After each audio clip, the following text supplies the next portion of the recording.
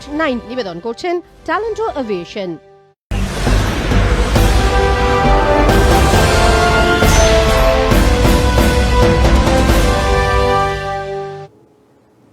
নমস্কার, আরোহী নিউজের সকলকে স্বাগত। আর নিউজ @9 আপনার সঙ্গে রয়েছে আমি তনুশ্রী। আর প্রথমে যে খবরের দিকে নজর রাখবো, স্কুলে গিয়ে রবীন্দ্রনাথের মূর্তি বসিয়ে রবীন্দ্রনাথকে শান্তিনিকেতন থেকে মুক্তি দেওয়ার আহ্বান জানালেন অনুব্রত মণ্ডল এবং এদিন সেই ছবি উঠে এলো। শনিবার বোলপুরে ঐতিহ্যবাহী বোলপুর উচ্চ বিদ্যালয় রবীন্দ্রনাথের শতবর্ষ স্মরণে একটি শ্বেত পাথরের তাঁর মূর্তির উন্মোচন ও শতাব্দী প্রাচীন সংস্কার হওয়া ভবনের দ্বারোদ্ঘাটন করেন অনুব্রত। পাশাপাশি এদিন বিদ্যালয়ের উচ্চ মাধ্যমিক ও মাধ্যমিকে রাজ্যের মধ্যে স্থানাধিকারী কৃতি ছাত্রদের এবং ছাত্রদের সংবর্ধনা জ্ঞাপন করা হয়।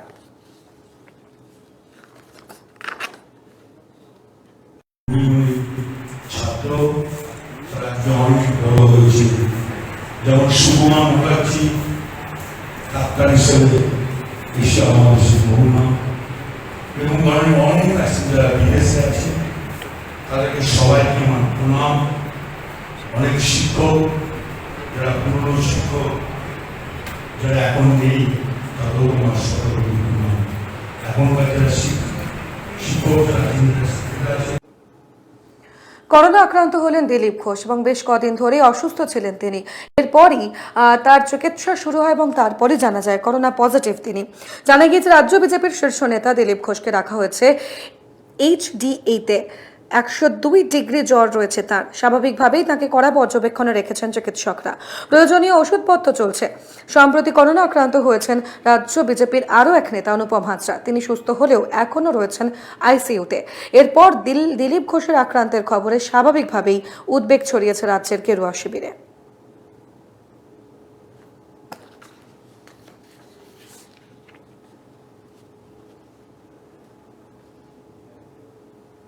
প্রতারণার পর্দাফাঁস, সঙ্গে সঙ্গে গ্রেপ্তার।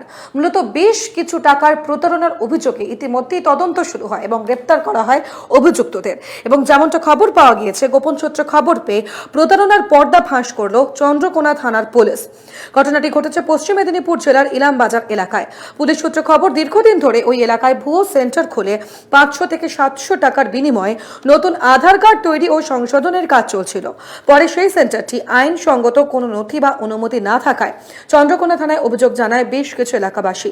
পরে গোটা বিষয়টি নজরে আসতেই ভুয়ো সেন্টারে হানা দেয় চন্দ্রকোনা থানার পুলিশ এবং 2 ব্লকের ভিডিও সৌম্য ঘোষ ও প্রশাসনের আধিকারিকরা।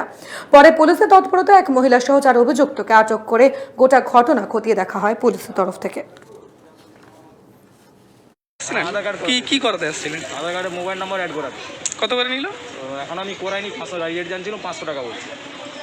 এইভাবে কি হবে মনে হচ্ছে? ওই তো টাকাই লাগেনি বলে শুনি। এবারে নজর রাখবো পুজোর সংক্রান্ত খবরে। এবারে 95 পল্লীর পুজো একেবারে অন্য ধারার। মহামারীতে মায়ের আগমন এবং সেই কারণেই এক বলা যায় নয়া ভাবনা ফুটিয়ে তুলছে এই 95 পল্লী।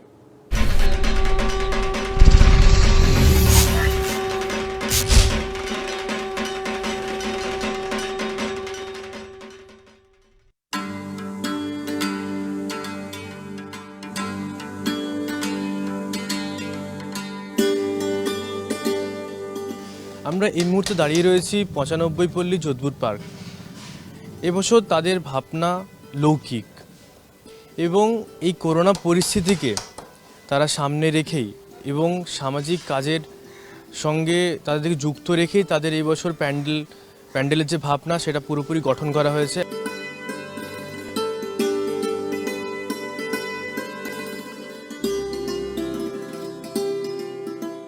পঁচানব্বই পল্লী এবার 71তম বর্ষে পদার্পণ করেছে। আমাদের শিল্পী সুশান্ত পাল, তার ভাবনায় এবারে লৌকিক, যার অর্থ হচ্ছে সামাজিকতা। 95 পল্লী সারা কলকাতার পুজোকে প্রতি বছর একটা করে চমক দেয়, সেই চমকও থাকবে। কোভিড যে সরকারি বিধিনিষেধ সেটা মেনে এবার আরও কড়াকড়ি। আমাদের যে মূল মণ্ডপ যেখানে প্রতিমা আছে সেই মধ্যে কারোর প্রবেশ নেই, কিন্তু আমাদের মূল মণ্ডপে প্রবেশ করার জন্য সিঙ্গেল লাইন করা হবে দর্শকদের জন্য এবং সেটা 5 জায়গায় স্যানিটাইজ হবে এবং থার্মাল স্ক্রিনিং হওয়ার পরে যদি ওকে হয় তাহলেই তারা প্রবেশ করতে পারবে।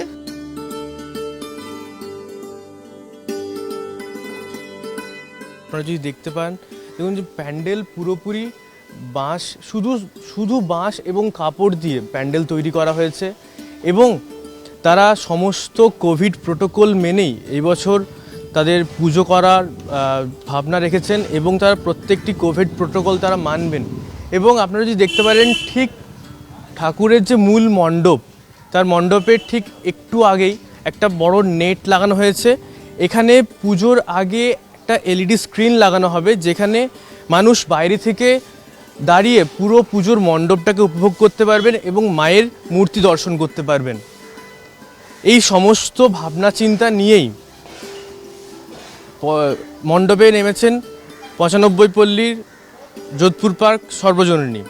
ক্যামেরায় রতন ঘোষের সঙ্গে সুরজিৎ বন্দ্যোপাধ্যায়ের রিপোর্ট, আরোহী নিউজ, কলকাতা।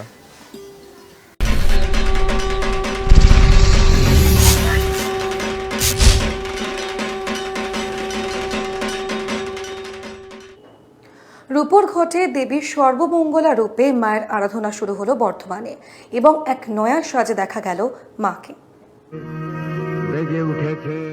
নীলাকাশে সাদা মেঘের কারুকাজ জানান দিচ্ছে শরৎ এসেছে। কাশফুলের শ্বেত শুভ্রতা দেবীর পুজোর অর্ঘ্য সাজিয়ে উপস্থিত। প্রকৃতি সহায় হলেও মহামারী আবহে উৎসব আনন্দ বরণ করে নিতে অনেকটাই অক্ষম মানুষ। প্রতিকূলতার মধ্যে রীতি মেনে বর্তমানে শুরু হলো সর্বমঙ্গলা মায়ের ঘট প্রতিষ্ঠা। শারদোৎসব উপলক্ষে কৃষ্ণসায়র থেকে সর্বমঙ্গলা মায়ের জলপূর্ণ রূপর ঘট ঘোড়ার গাড়িতে করে নিয়ে যাওয়া হয় মন্দিরে।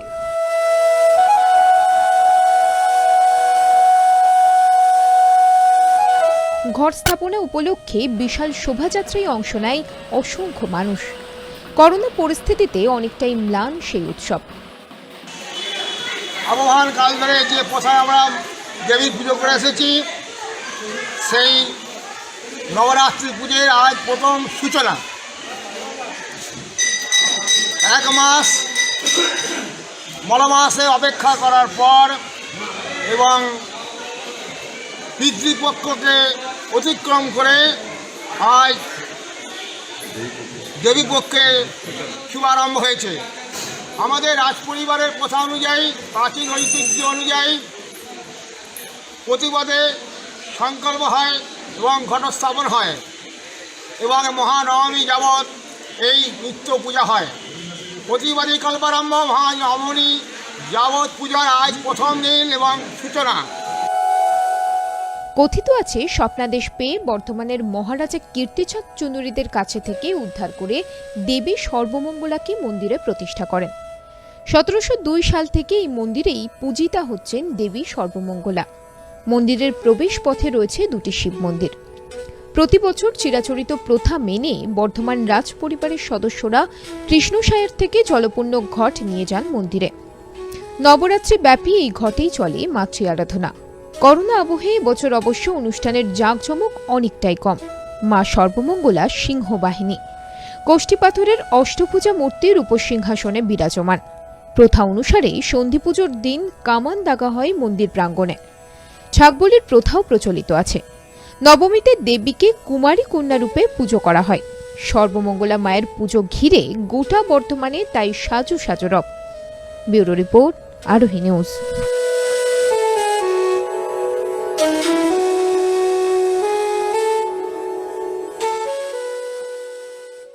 দক্ষিণ কলকাতার অন্যতম জনপ্রিয় পুজো নাকতলা উদয়ন সংঘ এবং এই পুজোর সঙ্গে সরাসরি যুক্ত রয়েছেন শিক্ষামন্ত্রী পার্থ চট্টোপাধ্যায়। তার উদ্যোগে গোটা পুজোটি সম্মিলিত হয় প্রত্যেক বছর। তবে এবছর কিভাবে সেজে উঠছে নাকতলা উদয়ন সংঘ, চলুন দেখে নেওয়া যাক।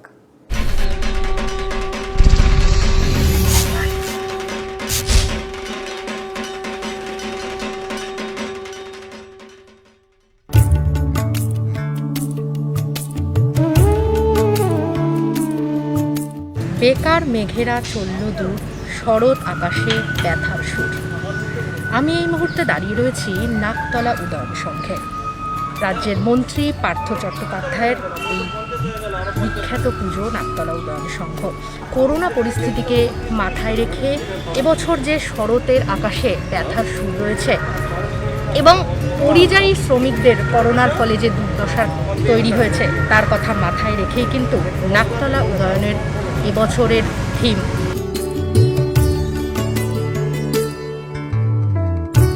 আমার সঙ্গে রয়েছে নাকতলা উদয়ন সংঘের অ্যাসিস্ট্যান্ট সেক্রেটারি সন্দীপ দাশগুপ্ত। চলুন জেনে নেই নাকতলা উদয়ন সংঘের এই যে থিম তার বিষয়। অ্যাকচুয়ালি এই বছরের পরিস্থিতিটা একেবারেই অন্য, তো অন্যান্য বারের থেকে স্বাভাবিকভাবেই একটু আলাদা পুজো তো হবেই।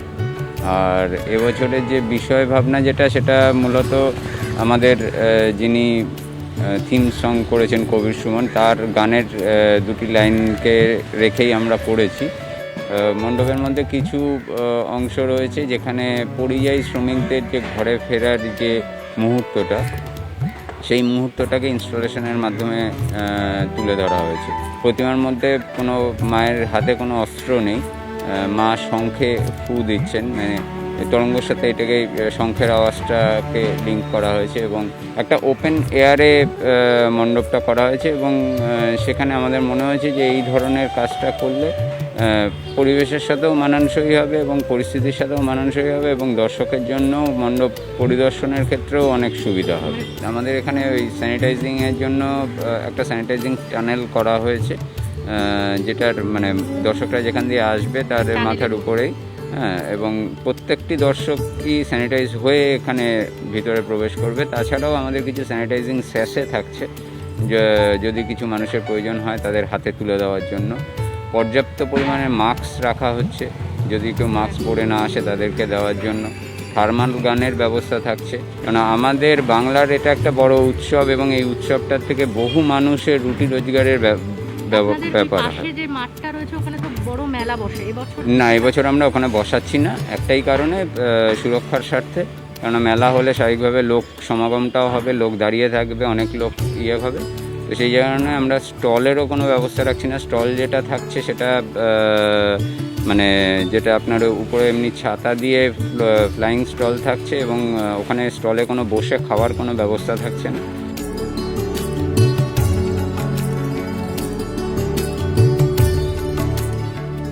দুর্গাপুজো মানেই কিন্তু দক্ষিণ কলকাতা, আর দক্ষিণ কলকাতার পুজোগুলির মধ্যে অন্যতম বিখ্যাত পুজো হচ্ছে নাকতলা উদয়ন সংঘ। আর নাকতলা উদয়নের সংঘের এবছরের থিম খুব সুন্দরভাবে বললেন যে তারা এবছর মেঘ এবং মেঘেদের সঙ্গে একাত্ম করে যে পরিযায়ী শ্রমিক, করোনা পরিস্থিতিকে মাথায় রেখে পরিযায়ী শ্রমিকরা যে এক জায়গা থেকে অন্য জায়গায় চলে আসে এবং সেই শরতের আকাশে শরতের সুর বাজার সঙ্গে সঙ্গে যে তাদেরও মনের একটা সুর বেজে উঠবে, সেটাই কিন্তু একাত্ম করতে চেয়েছে এই নাকতলা উদয়ন সংঘ এবার। তাই এই সুন্দর একটি থিম দেখার জন্য কিন্তু আপনাদের আসতেই হবে নাকতলা উদয়ন সংঘে। ক্যামেরায় শুভজিতের সঙ্গে নিবেদিতা দে, আরোহী নিউজ, কলকাতা।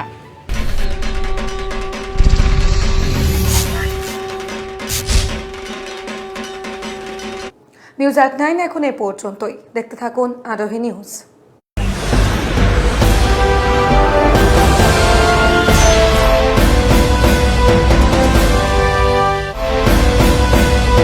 নিউজ at 9 নিবেদন করলেন ট্যালেন্টো এভিয়েশন।